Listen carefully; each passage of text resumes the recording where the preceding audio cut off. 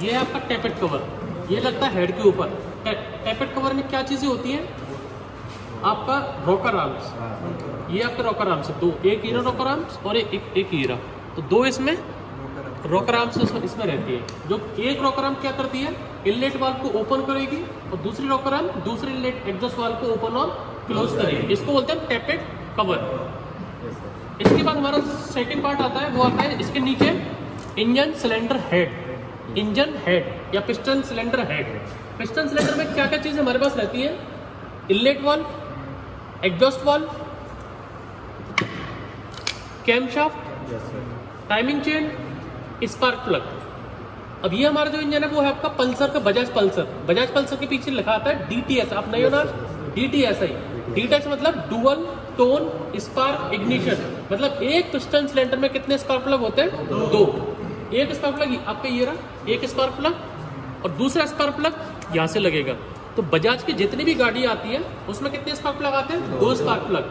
जैसे कल वो एग्जांपल दिया था हम लोगों ने, जितना ऑक्सीजन इसके अंदर जाएगी उतना ज़्यादा कंबशन ज़्यादा होगा, लेकिन आप ऑक्सीजन की मात्रा इसमें अगर इंक्रीज कर दोगे तो जो फ्यूल है उसको बर्न होने में टाइम लगेगा, क्योंकि एक स्पार्क प्लग हल्की स्पार्क करता है, चिंगारी निकालता है। तो दो स्पार्क प्लग होंगे तो क्या करेगा, ज़्यादा स्पार्क करेगा और एकदम से तुरंत ही इंस्टेंटली क्या करेगा, पूरा ब्लास्ट होगा आपका।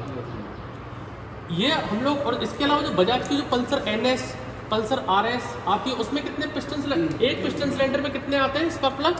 3 स्पार्क प्लग आते हैं। हीरो होंडा बात करें तो उसमें एक ही आता है स्पार्क प्लग, सिंगल एक स्पार्क प्लग। बजाज में, पल्सर में, DTSI में 2 आते हैं। पल्सर NS में, RS में कितने आएंगे? 3 स्पार्क प्लग। कि जितना ज़्यादा स्पार्क होगा उतना जल्दी इसमें क्या होगा, ब्लास्ट होगा। और जो अभी के जो BS6 इंजन जो आ रहे हैं, BS6 इंजन में क्या है, 4 वाल्व है, 2 इनलेट है और 2 एग्जॉस्ट है। ऐसा क्यों?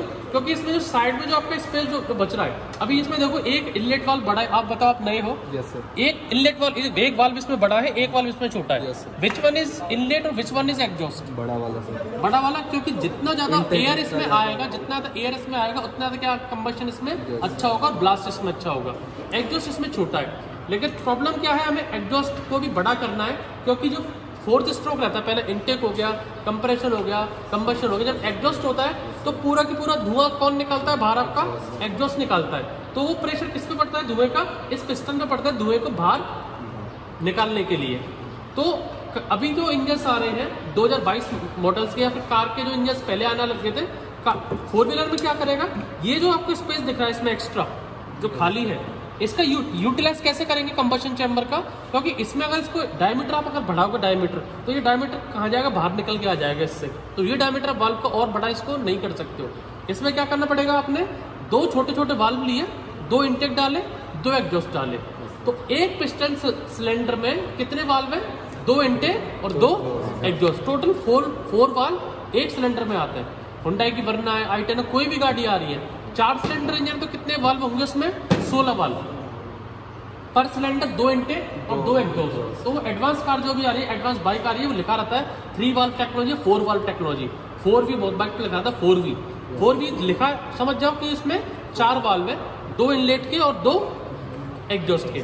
तो ये पिस्टन हेड रहता है आपका, इंजन हेड, जिसमें 2 इनलेट रहता है और 2 आपका रहता है एग्जॉस्ट। 2 स्पार्क प्लग रहेंगे, DTSI इंजन है तो। अगर DTSI इंजन नहीं है तो 1 रहेगा आपका। एक इसमें रहता है आपका कैम शाफ्ट। ये कैम शाफ्ट क्या करती है, इसमें लोब्स ये बने हुए कैम में, यहाँ से गोल है और यहाँ पर ये एलिप्स टाइप का ये लोब्स इसमें आ रहा है। तो जैसे अगर मैं उंगली रखता हूँ तो अगर ये नॉर्मल जगह पे है तो उंगली ऊपर नहीं जाएगी। जैसे मैं उसको यहाँ लाता हूँ तो क्या होगा, इसका वाल्व आपका पोजीशन ओपन हो जाएगा। तो ये कौन करता है इस चीज को? कैम शाफ्ट करती है। अब कैम शाफ्ट को ड्राइव कौन देता है आपको? Timing chain. ये टाइमिंग चेन, और ये टाइमिंग चेन आपकी कहाँ लगी रहती है? एक टाइमिंग चेन लगी रहती है आपकी क्रैंकशाफ्ट में और दूसरा लगी रहती है आपकी क्रैंकशाफ्ट में। तो क्रैंकशाफ्ट की टाइमिंग कहाँ ड्राइव देती है आपको? कैमशाफ्ट में आपको ड्राइव देती है। तो हेड में आपका ये सारे पार्ट रहते हैं, inlet valve, exhaust valve, camshaft और स्पार्क प्लग, ये सारा आपको क्या रहेगा? हेड में रहेगा। मल्टीपल वाल्व से तो एफिशिएंसी इंक्रीज होती है ना। हाँ, BS6 भी आपका यही है, जिसमें 2 इनटेक और 2 एग्जॉस्ट वाल्व हो गए। लेकिन BS6 का मतलब है कि जितना आपका फ्यूल इसके अंदर बर्न होगा उतना धुआं नहीं निकलेगा। आप पेट्रोल में आग लगाओगे तो पेट्रोल कभी भी धुआं नहीं छोड़ता। डीजल में आग लगाओगे, डीजल स्मोक छोड़ेगा ब्लैक, उससे हैवी फ्यूल ऑयल आ जाएगा, ऑयल और छोड़ेगा। कैरोसिन, जितना आपका जो फ्यूल है उसमें क्या पॉल्यूशन आने लग जाएगा, डर्ट पार्टिकल, जितना कार्बन, क्योंकि पेट्रोल रहता है ऑक्टेन नंबर पे। ऑक्टेन नंबर दैट मीन्स कि आपकी जो कार्बन की जो चेन है वो क्या रहती है? चेन वाइज रहती है। और जो डीजल रहता है हैवी फ्यूल वो रहता है C10 number. C10 number that means carbon की चेन कैसी है? ब्रांच वाइज है। तो जितना ब्रांचेस रहेंगी उतना कार्बन क्या रहेगा? प्रेजेंट रहेगा किसमें? आपके फ्यूल में। तो आप जहां पर कार्बन को आप बर्न करोगे तो कार्बन क्या करेगा? स्मोक के साथ धुआं देगा। तो BS6 में क्या किया है? जनरली मोस्टली जो ज्यादा काम हुआ है वो हुआ है BS डीजल इंजन पे, क्योंकि कार्बन डीजल इंजन पे है, एमिशन उसका कम करना है।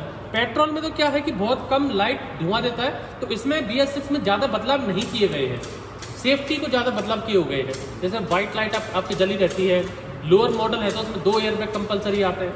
BS6 में भी अगर डीजल की बात करूं मैं, तो जो अंदर इसमें जो कंप्रेशन होता है, ब्लास्ट हो रहा है, वाल्व का एंगल है या इंजेक्टर का एंगल है, जो ब्लास्ट का टाइमिंग है, उसको इतना एडुकेट किया हुआ है कि प्रॉपर टाइमिंग में ब्लास्ट हो, और पूरा फ्यूल अगर जलेगा तो वो धुआं देगा ही नहीं।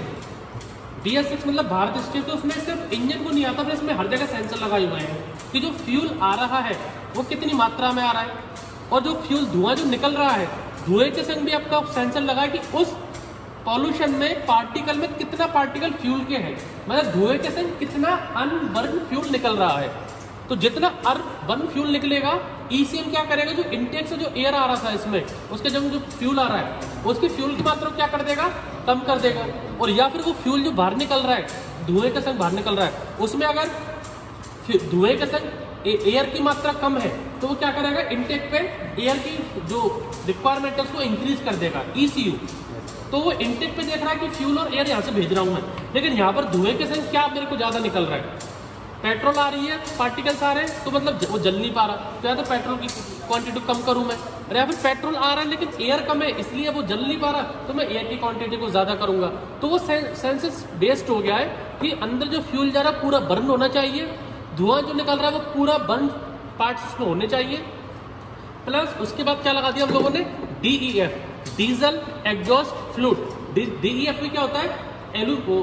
यूरिया और पानी का मिक्सचर होता है, सिर्फ यूरिया और वाटर। यूरिया और वाटर का एक रिएक्शन पे सर्टेन परसेंटेज पे 63 अप्रोक्स यूरिया और 33 अप्रोक्स पानी, उस टाइप का कॉम्बिनेशन होता है अलग अलग के लिए, कि यूरिया को ट्रैक्टर में यूज करना है कि ट्रक में यूज करना है कि कार में यूज करना है। तो पानी और यूरिया के मिक्सचर को हम लोग क्या बोलते हैं? DEF, diesel exhaust fluid. DEF सिर्फ किस में डालते हो आप? डीजल गाड़ियों में।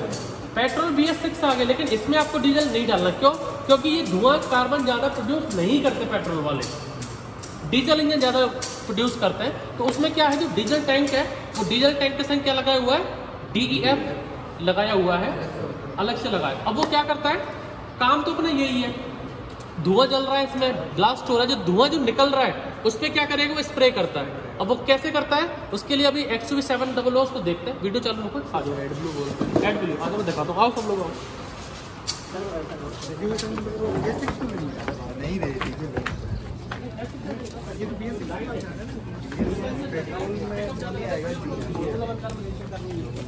डीजल इंजन पावर ज्यादा होता है, डीजल पावर तो पता कर लेगा कि वो तो क्या करना होगा। इस डीजल में पता नहीं कर पाएगा ना।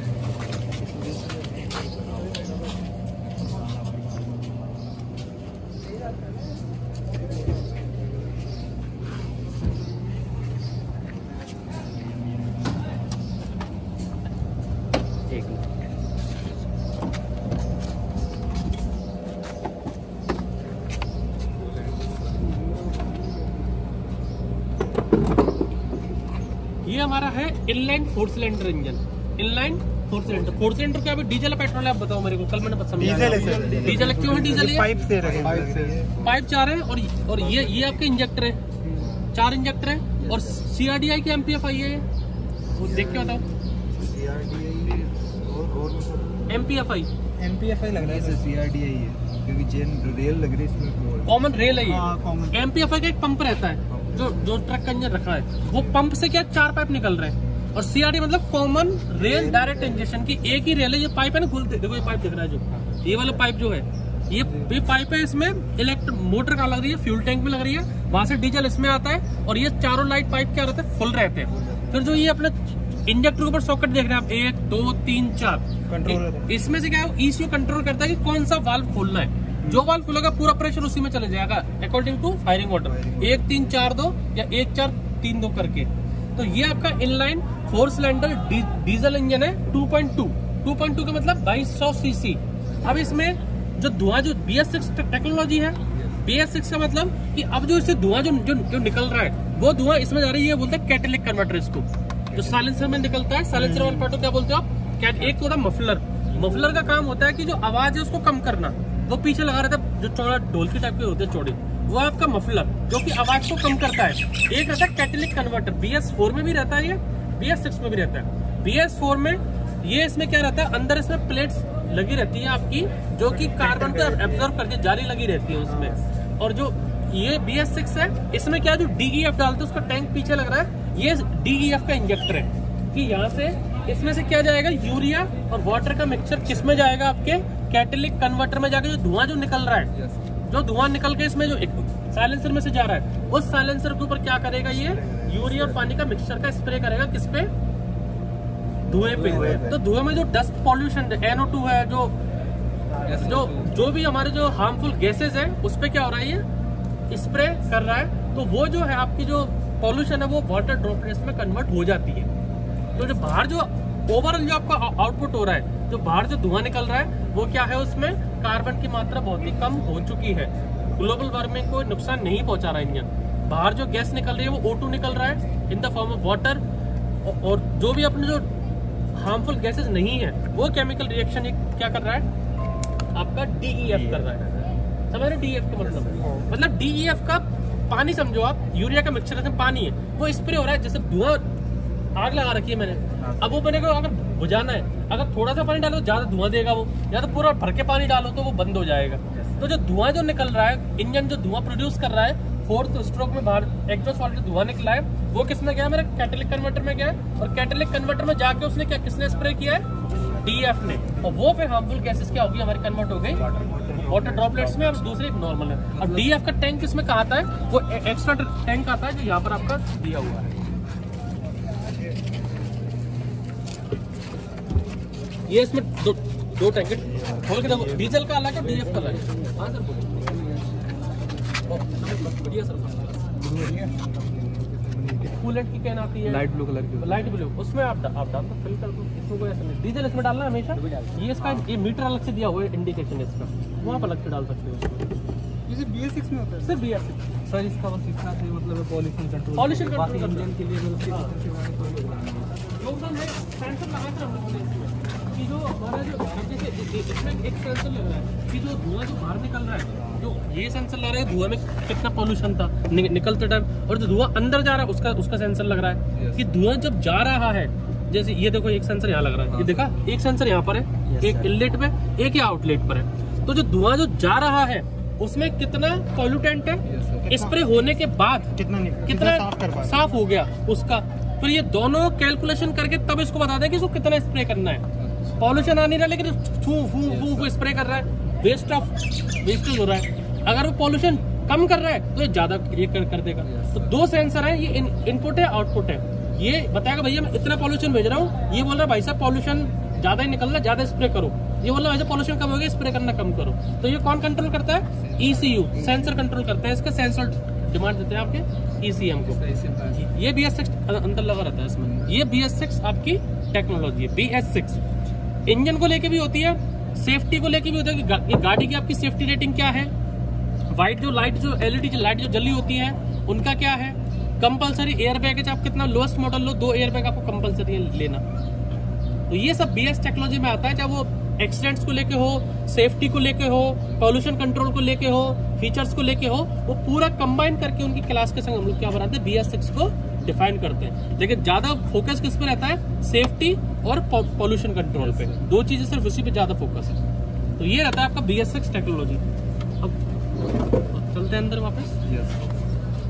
हमने टैपेट कवर की बात कर ली, इसके बाद हमने हेड की बात कर ली।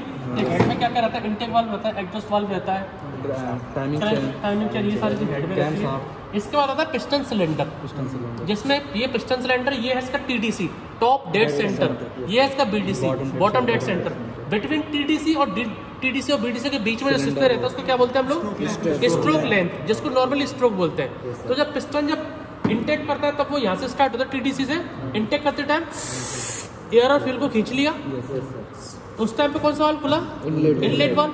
सेकंड स्ट्रोक में जब पिस्टन BDC से TDC पे जाएगा तो इनलेट वाल्व बंद, जो एयर फ्यूल उसमें आया वो क्या हो जाएगा, कंप्रेस हो जाएगा।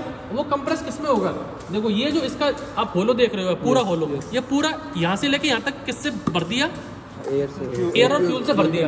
अब सेकंड स्ट्रोक में पूरा के पूरा कंप्रेस होकर किसमें इकट्ठा हो जाएगा बेचारा, इस छोटे से एरिया में इकट्ठा हो जाएगा, बस इतने में। भाई पिस्टन का ये आपका TDS है, यहाँ से इसने पूरा जैसे अपना डॉक्टर की सिरिंज होती है, उसने उसको पीछे खींचा है, तो जो पूरी जो सिरिंज है वो वैक्यूम से क्या हो गई है, वो भर गई है पूरी।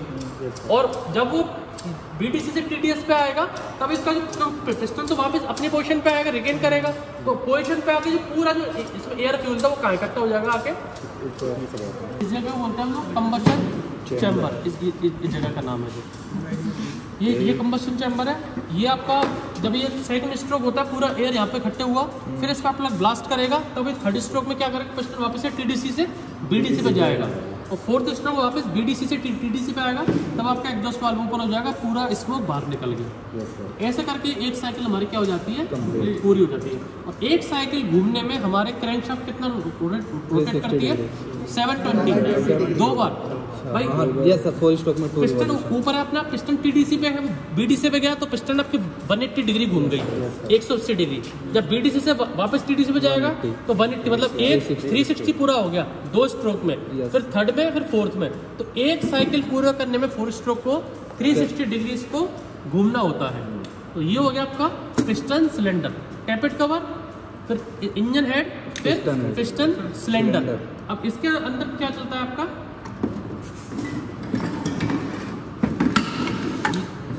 ये चलता है आपका पिस्टन। अब इसमें ये जो पिस्टन है, इस पिस्टन में 3 रिंग्स होती हैं, एक रिंग, एक ऊपर वाली, 2 और 3। ऊपर वाली जो 2 ये रिंग होती है, दिख रही है आपको ये रिंग आपको, यस सर, ये हाँ, एक रिंग इसमें ये ऊपर है, एक दूसरी है और एक तीसरी है। तो ऊपर की जो ये 2 रिंग होती हैं, इधर देखो, इधर ये ऊपर के जो 2 रिंग है ऊपर वाली, इनको क्या बोलते हैं हम लोग, कंप्रेशन रिंग, और नीचे वाली जो है वो है ऑयल सील रिंग। क्योंकि जब पिस्टन, अगर हमारा ये पिस्टन है, ये जो पिस्टन है ये हमारा अगर इस पिस्टन सिलेंडर में चलेगा तो पिस्टन सिलेंडर से फिजिकली कनेक्ट होगा क्या, अगर फिजिकली कनेक्ट होगा तो ये इसमें टाइट हो जाएगा, पिस्टन अप डाउन हो ही नहीं पाएगा इसमें। तो पिस्टन की जो आउटर जो ये बॉडी है इसको बोलते हैं पिस्टन स्कर्ट। ये जो आउटर पार्ट है पिस्टन स्कर्ट, ये इसका पिस्टन टॉप। तो जो पिस्टन स्कर्ट का जो डायमीटर है, मान लीजिए इसका है x, तो इसका जो रहेगा वो क्या रहेगा, इसमें 1 या 2 mm इसका ज्यादा रहेगा, जिससे पिस्टन फ्री होके इसमें मूव हो पाए। इसका अगर मान लो कि 10 mm है तो उसका 11 mm रहेगा। इसको बोलते हैं बोर साइज। बोलते हैं ना इंजन को बोर करवाना है आपको, बोर मतलब कि सिलेंडर का डायमीटर जो है इसको बोर बोलते हैं हम लोग। तो ये अगर 10 mm है तो ये आपका रहेगा 11 mm। अब पिस्टन जब चल रहा है, अगर इसमें आप जो 1 mm का जो गैप आपने लिया है, तो जब ब्लास्ट होगा तो जो ब्लास्ट एयर और फ्यूल में जो ब्लास्ट हुआ वो लीक होकर क्या हो जाएगा, ऊपर से नीचे जा सकता है। तो उसको एयर टाइट करने के लिए हम लोगों ने क्या लगाई है, कंप्रेशन रिंग लगाई है। अगर एक कंप्रेशन रिंग अगर वीक होगी, एक कंप्रेशन रिंग से अगर एयर लीक होकर नीचे भी पहुंच गई तो दूसरी कंप्रेशन रिंग क्या करेगी, उसको बिल्कुल ही रोक लेगी। तो इसको बीच वाली रिंग को हम लोग क्या बोलते हैं टेक्निकली, कहीं कहीं पे वाइपर रिंग भी बोलते हैं। सेंटर 3 रिंग है इसमें, ऊपर वाली 2 कंप्रेशन और नीचे वाली ऑयल सील रिंग। लेकिन बीच वाली जो कहीं कहीं पे कुछ बुक्स में टेक्निकली क्या बोलते हैं, ऊपर वाली कंप्रेशन, नीचे वाली वाइपर और बीच वाली ऑयल। कि नीचे से ऑयल लीक होकर ऊपर क्या है तो बीच वाली रोकेगी, ऊपर से अगर ऊपर से भी थोड़ा सा एयर लीक होकर नीचे जाएगी तो बीच वाली उसको रोकेगी, वाइपर रिंग। तो ये इसको बोलते हैं हम लोग। अब ये तो हो गया कि ऊपर से ब्लास्ट आपको रोकना है वो नीचे नहीं जाए। लेकिन इसमें जब ये इंजन जो है इसमें ये डिप्ड रहता है, किसमें हमारा ये ऑयल में डिप्ड रहता है ये। तो ऑयल में जब ये डिप्ड रहेगा, जब ये गियर है यहाँ पर, जब ये ऑयल जब चलता है पूरा आपका, तो ऑयल लीक होकर कहा जाएगा पिस्टन स्कर्ट तक क्या रहता है आपका ऑयल रहता है। यहाँ पर भी ऑयल रहेगा, यहाँ पर भी ऑयल रहेगा। और जिसको ऑयल प्रेशर है तो वो क्या करेगा, अगर ये ऑयल सील रिंग आप नहीं लगाओगे तो नीचे से पूरा ऑयल लीक होकर जो 1 mm का गैप आपने यहाँ पर देखा है कि ज़्यादा है, वो 1 mm के गैप से क्या हो जाएगा, ऑयल यहाँ से लेके कहाँ चले जाएगा, ऊपर कंबशन चैम्बर में। और आपका गाड़ी क्या करेगी, वाइट स्मोक देगी। ऑयल हमेशा वाइट स्मोक देता है। इसका एग्जांपल समझो, आपकी कोई बाइक है, वो 2 साल 5 साल पुरानी हो गई। पुरानी होने का मतलब है कि इसमें और इसमें प्रैक्टिकली आपका फिजिकली क्या क्या चीज़ें मैशिंग हो रही है। पिस्टन जो है इसका डायमीटर कम है तो पिस्टन से उससे अटैच हो नहीं रहा है, तो पिस्टन रिंग और ये डायमीटर क्या करेगा, आपस में फिजिकली घिसते हैं ये। तो इसका जो 5000 किलोमीटर, 10,000 किलोमीटर, 20,000 किलोमीटर चलने के बाद जो इसका डायमीटर वो क्या होता जाएगा, इसका बोर साइड इंक्रीज होता जाएगा। और जो रिंग है ये क्या करेंगी, ये कम होती जाएंगी घिस घिस के बाहर से। तो जब पुरानी गाड़ी हो जाती है तो अब जब ये घिस जाएगा तो डायमीटर क्या हो गया, बड़ा हो गया। तो नीचे का जो ऑयल है वो ऑयल नीचे चैम्बर में से कहाँ लीक होकर कहाँ पहुंच रहा है, साइड से ऊपर पहुंच रहा है और पेट्रोल के संग वो जल रहा है। तो क्या दे रही है गाड़ी, आपका व्हाइट स्मोक दे रही है, धुआं। आपकी बाइक देती है, गाड़ी धुआं दे रही है। तो धुआं देने का क्या रीजन है कि आपकी जो पिस्टन रिंग है वो क्या हो चुकी है, वीक हो चुकी है, वियर टियर हो चुकी है, घिस चुकी है, इसलिए ऑयल ऊपर आ रहा है। और मिस्त्री क्या बोलता है आपको, भाई साहब 6000 लगेंगे, 8000 लगेंगे। क्यों लगेंगे भाई, तू पिस्टन डालो, रिंग डाल, बात खत्म। ये हमारी चीजें जब खराब होती हैं, क्रैंकशाफ्ट, गियर, जब आपका इंजन ड्राई चल जाए, सूखा चल जाए, मतलब ऑयल निकल गया, अगर ये सूखा चल गया तब इसमें ये नुकसान हो जाता है, इसका वियर टियर होता है। अगर इसमें ऑयल प्रॉपर भरा हुआ है, सिर्फ गाड़ी व्हाइट स्मोक है, उसको बोलते हैं हाफ इंजन। ये जो पिस्टन है 250-300 रुपये का आता है नया, बोर होने का 300 रुपये लगता है, पूरा इंजन आपका 1500 रुपये में हाफ इंजन हो जाता है नए पिस्टन रिंग के संग। लेकिन खराब होगा तो सर कैसे पता लगेगा क्या चीज, ये अंदर का ये जो ये आपका गाड़ी आवाज कर रही है, घर घर आवाज आ रही है, गियर प्रॉपर शिफ्ट नहीं हो रहा, इंजन ज्यादा ओवर वाइब्रेट कर रहा है, तो ये साइन है इन चीजों के। और सिर्फ व्हाइट स्मोक दे रही है तो सिर्फ आपको स्मोक चेंज करना है।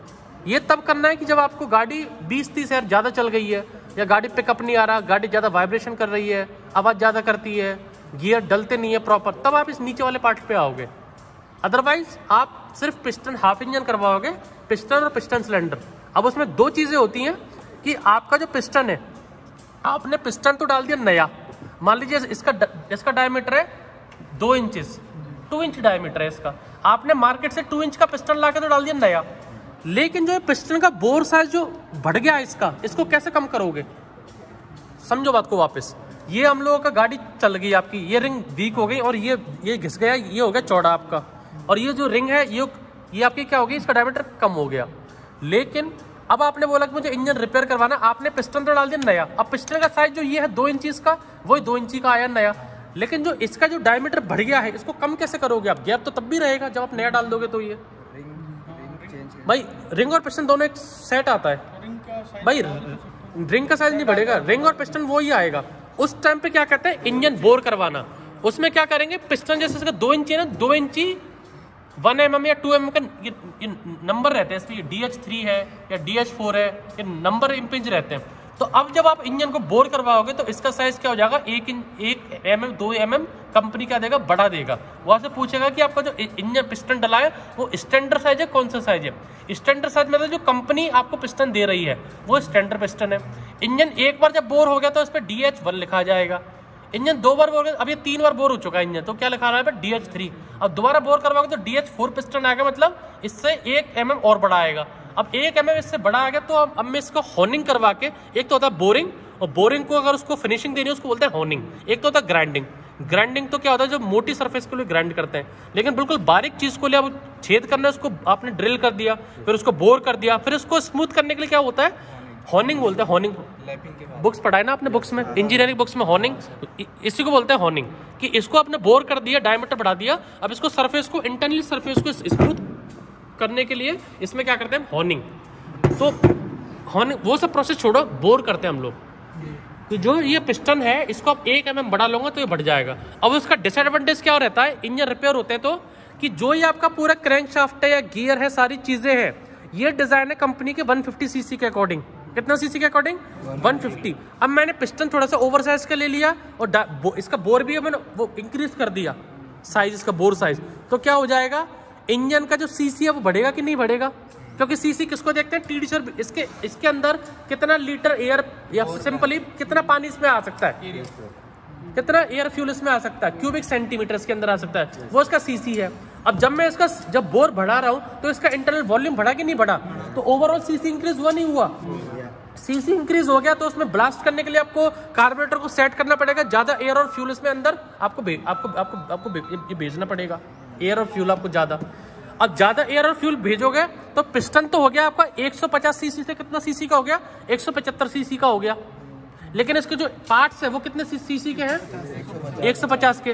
तो आप अभी 5 किलो बैग कैरी कर सकते हो, आपको 20 किलो का लोड दे दूं तो आप उस एफिशिएंसी से चल सकते हो कि कुछ लोड पड़ेगा आप पे, तो इस पे जो प्रेशर आएगा ठक ठक ठक ठक ठक, इस पे ज्यादा, क्योंकि सीसी जितना सीसी आएगा उतना ज्यादा एयर फ्यूल प्रेशर है, उतना ब्लास्ट ज्यादा होगा, उतना प्रेशर किस पे आके टिकेगा, इस पिस्टन पे आएगा। उसका लोड किस पे पड़ेगा, क्रैंक शाफ्ट पे, गियर पे।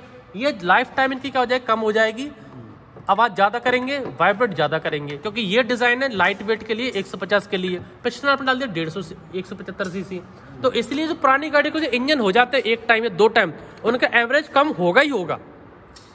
दूसरा वाइब्रेशन बढ़ेगा उनमें, साउंड भी बढ़ेगा उनमें, और जो स्मूथनेस जो पहले थी वो नहीं आएगी, क्योंकि आपने इसमें ज्यादा प्रेशर दे दिया, सीसी बढ़ा दी। ये कंपोनेंट चेंज नहीं कर सकते तो ये, हाँ, फिर दूसरा ऑप्शन आता है जिसको किट बोलते हैं, कि आप जो स्टैंडर्ड साइज का जो पिस्टन है इसके साथ ही आप क्या डालें, पूरा की पूरा किट आप इसको यूज करें। किट को मतलब, किट मतलब जो डायमीटर इसका घिसा ये नया आप ले तो वो कम डायमीटर वाली किट आपके पास आएगी स्टैंडर्ड साइज की। जो 2 इंच का पिस्टन जो कंपनी ने दिया था वो 2 इंच का ही डायमीटर आपके पास आएगा, इसको बोलते हैं हम किट सेट, जिसमें क्या क्या चीजें रहती है, पिस्टन इसके अंदर गया देखो, पिस्टन और ये पिस्टन सिलेंडर, ये इसके साथ रहती है। हटाना इसको, एक इसको लगाओ, पिस्टन को डालना है इसमें, बीच से करो, ठीक है।